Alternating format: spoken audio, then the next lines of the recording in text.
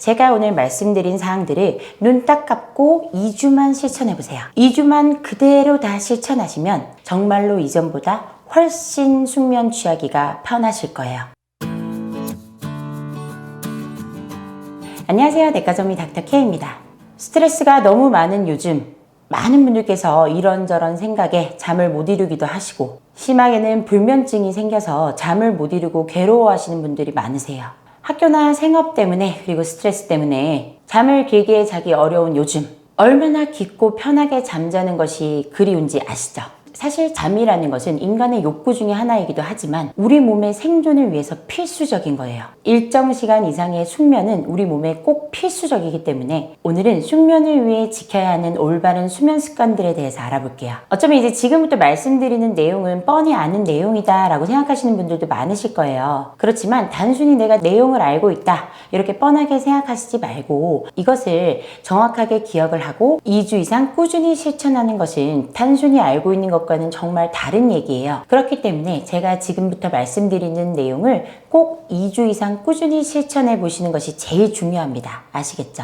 첫 번째로는 잠드는 시간과 일어나는 시간을 정확하게 정해 놓는 거예요. 내가 항상 규칙적으로 잠들 수 있는 시간과 일어날 수 있는 시간을 정확하게 정해 놓고 그 시간에 어떤 일이 있어도 무조건 침대에 눕고 그리고 어떤 일이 있어도 알람을 맞춰 놓고 일어나는 거예요. 사실은 아무리 늦게 잠들었어도 일어나는 시간은 맞추셔야 합니다. 그날 일어나고 나서 다시 똑같은 시간에 잠들기를 시도해야 해요. 내가 만약에 이렇게 시도했는데 늦게 잠이 들었어요. 불면 때문에.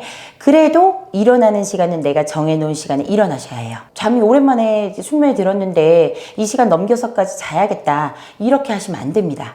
알람을 맞춰놓고 이 시간은 꼭 일어나셔야 해요. 그래야 그날 밤에 또다시 이 시간에 잘 수 있어요. 그리고 주중에 피로를 몰아서 주말에 이제 몰아놓고 주무시는 분들이 계시는데 사실 이렇게 주말에 몰아자고 이런 것도 굉장히 좋지가 않아요. 주중에 편안하게 숙면하기 위해서는 주말에도 딱 정해진 시간만 잠을 자는 게 필수적입니다. 우리가 몸의 호르몬 밸런스와 이런 여러 가지를 감안했을 때 가장 적절한 시간은 밤 11시에서 12시 사이에 잠들기 시작해서 아침 7시에서 8시 사이에 일어나시는 거죠. 그러면 거기서 이제 한두 시간 차이는 있을 수 있어도 이렇게 규칙적인 패턴을 만드는 것이 가장 중요합니다. 자, 이렇게 패턴을 만들었어요. 어떤 날은 잠이 하나도 오지 않아요.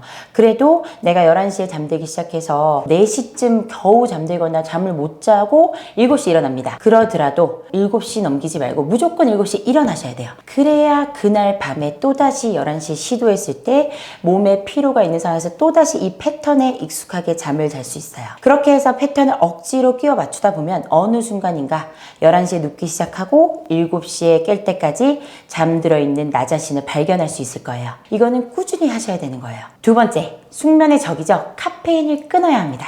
카페인이 잠을 쫓아주는 것은 많은 분들이 알고 계실 거예요. 예를 들어 커피랑 에너지 드링크 이런 것들이 다량의 카페인과 관련성이 높은데 이 커피와 에너지 드링크에 관한 내용은 여기에 상단 카드에 자세히 또 있으니까 한번 확인해 주시면 좋을 것 같고요. 이 커피와 에너지 드링크 이외에도 우리가 흔히 마시는 음료에 카페인이 굉장히 많이 들어있습니다. 초콜릿이나 콜라도 그렇고 홍차, 녹차, 보이차 이런 것들에도 다 카페인이 들어있어요. 이런 음식들에 들어있는 카페인은 사실 내가 원래부터도 항상 한 잔씩 마시던 사람이다. 원래부터도 몇 잔씩 마시던 사람이야 해도 결과적으로는 아무런 영향이 없이 잘 주무시는 분들은 괜찮지만 이렇게 내가 잠을 잘 자지 못하는 상황에서는 조금의 카페인이라도 내 신경계에 교란을 시킬 수 있기 때문에 무조건 다 끊으셔야 합니다. 자, 그러면 사실 문제가 있죠. 잠을 제대로 자지 못했어요. 1시간 자거나 못 잤습니다. 그러면 다음날 일은 해야 돼요. 그러면 또 어쩔 수 없이 커피를 마셔요. 커피 마시고 또 홍차 마시고 에너지 드링크 마시고 그러고 나면 또 잠이 안 와요. 이 반복입니다. 아무리 내가 잠을 못 자서 너무 힘들고 일을 할 수가 없다. 정신 차리고 일을 해야 되는데 일을 할 수가 없다. 그런 상황에서라도 카페인은 서서히 줄여서 끊어야 합니다. 왜냐하면 지금 잠시 정신을 반짝하게 만들고 소변으로 다 빠져나간다고 생각을 해도 어느 정도의 양은 계속 몸에 남아있어요. 그렇기 때문에 이것이 굉장히 내가 불면이 심한 상태에서는 뇌에 분명히 영향을 미칩니다. 그렇기 때문에 제대로 숙면을 취하지 못하시는 분들은 결과적으로 카페인은 끊어야 하는 식품입니다. 그래서 사실 이제 그렇게 내가 각성을 해야 된다, 직장 일을 할 때 각성을 해야 된다, 이런 상황에서도 오히려 내 몸과 뇌가 피곤하게 카페인을 먹지 않고 오히려 피곤하게 버티다 보면 내 몸이나 뇌에는 한계가 있기 때문에 사실은 이렇게 카페인으로 각성을 억지로 시키지 않으면 어느 순간은 내 뇌가 지쳐서 기능을 쉽니다. 그것이 바로 잠드는 순간이죠. 그렇기 때문에 억지로 패턴을 사실 만드셔야 하고 거기에 영향을 미치는 카페인은 끊어줘야 해요. 카페인이 들어있는 커피는 끊으시고 차라리 디카페인 커피를 드시고 그리고 홍차나 녹차 같은 것은 다 끊어주시고 카모마일 차라든가 이런 허브 차를 드시는 게 필요합니다. 더군다나 이 차 중에서 카모마일 차나 카바차 길초근으로 만든 차 같은 것들은 천연적인 수면 보조제로도 일부 작용하기 때문에 약간의 효과를 더할 수 있어요. 자, 평상시 카페인을 너무 많이 드셨거나 하신 분들은 사실 이제 카페인도 약간의 중독성이 있죠. 그렇기 때문에 커피를 너무 한꺼번에 끊지 마시고 한 잔씩 줄여주시는 게 필요해요. 자, 세 번째는 낮에 햇볕을 받으면서 산책하기예요. 우리의 몸은 햇빛과 같은 빛을 눈으로 인지했을 때 몸속하고 뇌에서 세로토닌이라는 호르몬이 생성되게 돼요. 그리고 이제 햇빛을 쬐는 것뿐 아니고 간단한 운동을 통해서도 세로토닌이 분비가 되게 돼요. 그러면은 낮에 햇빛을 쐬면서 운동을 하면 굉장히 이 두 조건이 잘 충족시켜지니까 당연히 세로토닌이 많이 발생하게 됩니다. 이 세로토닌이 무엇일까요? 자, 우측에 보시면 지난번에 다뤘던 영상 있죠? 멜라토닌입니다. 이 멜라토닌이 바로 수면 호르몬이라고 부르는 호르몬인데 낮 시간에 산책을 함으로써 발생한 이 세로토닌이 자연스럽게 저녁 시간이 되면 멜라토닌으로 바뀌게 됩니다. 그렇기 때문에 우리의 몸에 수면 호르몬의 양이 많아지는 거죠. 그래서 당연히 우리 몸이 편안하게 쉴 수 있고 숙면까지 유도가 될 수 있어요. 즉, 낮에 산책을 함으로써 적정량의 세로토닌을 몸에 만들어 놓으면 밤에 숙면하기가 훨씬 쉬워지신다는 얘기예요. 자, 그러면 얼마나 산책하느냐, 뭐 죽도록 하느냐, 아니면 얼마간 해야 되느냐. 자, 기본적으로 햇빛이 비치는 시간대에 20분에서 30분 정도는 산책을 해주시는 것이 좋아요. 이때 선글라스는 착용하시지 말고 선크림은 바르셔도 됩니다. 왜냐하면 햇볕을 눈에서 인식하고 이 세로토닌이 만들어지는 것이기 때문에 선글라스 끼지 말고 선크림은 바르셔도 됩니다. 그 상태에서 낮에 20분에서 30분 정도 천천히 산책해 주시면 돼요. 피부에 자외선이 닿는 것은 비타민 D의 생성과는 관련성이 있지만 세로토닌의 생성과는 무관하기 때문에 선크림은 바르셔도 돼요.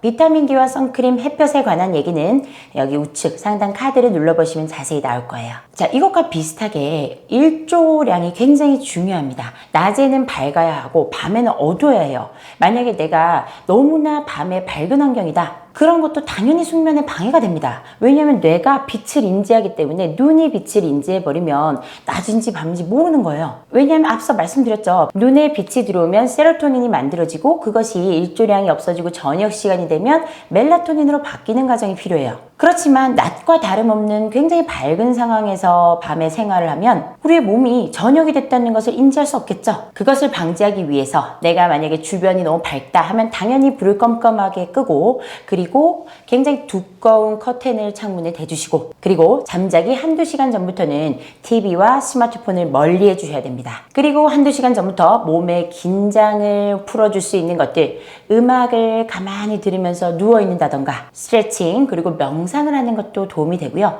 격렬한 운동 같은 것은 절대 도움이 되지 않습니다. 운동은 그거보다 훨씬 전에 하시는 거예요. 잠자기 서너 시간 전에 하셔야 돼요. 그리고 굉장히 따스한 물에 목욕하는 것도 몸을 이완시키긴 하지만 체온을 상승시키기 때문에 오히려 교감신경이 항진되는 부분이 약간 있기 때문에 뜨거운 물에 목욕하는 것도 잠자기 서너 시간 전에 해주셔야 해요. 서너 시간 전에 운동하고 그리고 따뜻한 물에 몸을 담그고 목욕을 하고 그리고 나서 잠자기 1시간 전까지 천천히 조용히 활동을 하시다가 잠자기 1시간 전부터 굉장히 고요한 클래식 같은 음악을 듣고 암막 커튼을 쳐놓고 그렇게 해서 가만히 누워서 잠자기 시작하는 시간에는 침대에 누워 계셔야 한다는 거예요. 자, 이런 것들이 어떻게 들으면 뻔하지만 정말 이거를 내 가슴에 손을 얹고 정말 이걸 2주 동안 해보신 적 있으신가요? 이러한 생활을 포기하시면 안 되고 2주 이상 이렇게 시도해 보셔야 해요. 자, 네 번째는 잠자리에 누웠을 때 생각을 비우는 거예요. 자, 우리가 잠자리에 누워서 생각하죠. 오늘 하루 종일 내가 뭐 했고 내일 또 뭐 해야 되고 이거 해야 되는데 언제 하지 뭐 각종 생각이 막 머릿속에 떠오릅니다. 자, 그 생각을 멈추셔야 합니다. 잠자기 전에 많은 생각을 하면 교감신경이 활성화돼 버려요. 잠자기 전에는 생각을 하는 게 아니에요. 교감신경이 활성화돼 버리면 몸이 또 긴장 상태가 되고 그러면 또 신경 전달 물질이 나와서 뇌를 잠들지 못하게 합니다. 우리가 숙면을 하려면 부교감신경이라는 것이 활성화돼야 되는데 생각을 자꾸 하고 활동하고 이런 것들은 교감신경을 자극시키기 때문에 숙면에 절대적으로 방해됩니다. 그렇기 때문에 스트레스 받으면 우리가 혈압도 올라가잖아요. 스트레스를 받으면 당연히 교감신경이 활성화돼요.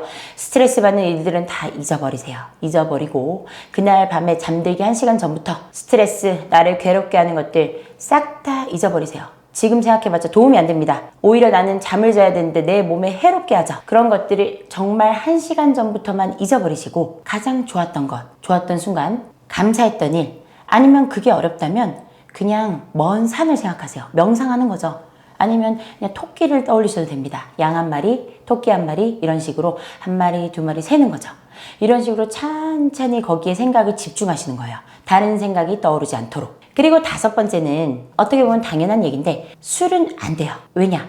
자, 술을 초반에 드시게 되는 분들은 내가 잠이 안 오기 때문에 술을 먹으면 잠이 와요. 그렇기 때문에 술을 먹습니다. 그러면 술을 드시면 몇 번은 잠이 잘 옵니다. 그렇지만 술의 알코올의 특징 중에 하나가 수면을 유도하지만 그 수면 유도 시간이 굉장히 짧은 것이 알코올의 특징이에요. 그래서 술을 먹고 잠을 자면 술을 먹고 짧은 시간 잤다가 바로 깹니다. 내가 밤 10시에 술을 만취돼서 자요. 또 이제 술을 먹고 잔다는 거는 어느 정도 먹어서는 안 되고 정말 만취할 때까지 드시는 분들이 꽤 있어요. 쓰러질 때까지 그야말로 뇌를 정지시키는 거죠.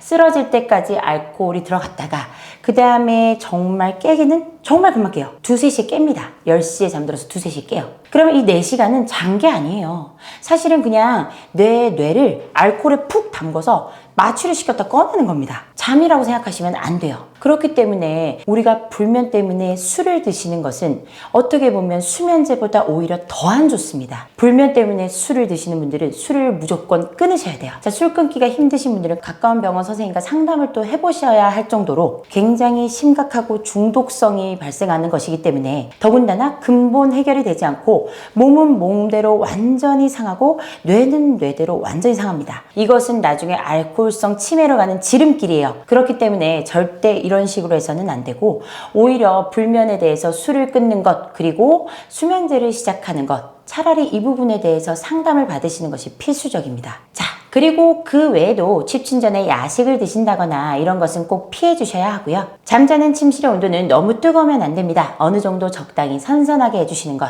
그리고 너무 건조해서도 안 되고 적당한 습도를 맞춰주시는 것이 필요해요. 그리고 아무리 초조해도 그냥 알람을 맞춰놓고 주무시고요. 자기 전이나 자는 중간중간 자꾸 핸드폰 시간 확인하시는 거 이거는 절대적으로 안 됩니다. 내가 지금 시간을 확인하고 1시간 자나 내가 시간을 확인하지 않고 1시간 자나 30분 자나 10분 자나 어차피 지금 시간은 이미 흘러 있어요. 내가 잠 못 자는 시간이 아무리 길어도 내가 7시에 일어나야 되는데 그럼 내가 4시간밖에 안 남았는데 이제 어떡하지? 3시간밖에 안 남았는데 어떡하지? 점점점 초조하게 만들 뿐입니다. 그냥 시간을 잊으셔야 해요. 남아있는 취침 시간을 확인하는 것은 우리의 숙면에 절대적인 방해 요소 중에 하나라는 거 잊지 마세요. 자, 오늘은 이렇게 우리의 숙면을 도와줄 수 있는 여러 가지 방법들에 대해서 알아봤어요. 어떻게 보면 뻔하지만 어떻게 보면 정말 꾸준히 실천하기는 어려운 것들이죠. 그렇지만 믿져야 본전 아니겠어요? 잠으로 인해서 스트레스 받으시는 분들, 불면 있으신 분들은 제가 오늘 말씀드린 사항들을 눈 딱 감고 2주만 실천해보세요. 2주만 그대로 다 실천하시면 정말로 이전보다 훨씬 숙면 취하기가 편하실 거예요. 자, 잠이 오지 않아서 수면제나 수면유도제를 드시는 것도 사실 이것 자체가 의존성을 불러일으킵니다. 그리고 외부에서 억지로 뇌를 닫아주는 것이기 때문에 굉장히 의존성이 생기면서 중독성이 생기고 점점 더 많은 양의 약이 요구돼요. 그렇기 때문에 다시금 악순환에 빠지는 거죠. 그렇지만 아까 말씀드린 것처럼 술을 수면제 대신 사용하시는 분들은 정말로 무조건 상담받으셔서 차라리 수면제가 낫습니다. 그렇지만 궁극적으로 술보다는 당연히 수면제가 낫고 수면제보다는 당연히 끊으시는 게 낫죠. 그렇기 때문에 수면제나 수면 유도제는 끊으시는 게 필요해요. 그리고 사실은 이 약 없이 잠을 잘 수 있도록 내 몸에 습관을 기르는 것이 가장 중요하죠. 그렇지만 이렇게 내가 계속 시도해도 불면이 너무너무 심하다 이러신 분들은 정말로 제가 오늘 말씀드린 것들을 다 한번 꼭 2주 동안 해보시고요. 그러고 나서도 불면이 해결이 안 되면 약간의 약물의 도움을 받는 것은 어느 정도 필요할 수도 있으실 것 같아요. 그리고 이미 약을 드시고 계신 분들도 내가 이러한 습관들을 실천하지 않으면 약에 대한 의존성과 약의 용량이 계속적으로 늘어나게 됩니다. 그렇기 때문에 이 습관들은 이미 약을 드시던 안 드시던 꼭 시도하고 유지해 주셔야 해요. 아시겠죠? 자, 오늘도 잠 잘 잘 수 있는 하루가 되셨으면 좋겠습니다. 오늘 내용이 마음에 드시면 구독과 좋아요, 알림 설정 부탁드릴게요. 감사합니다. 내과 전문의 닥터 K였습니다.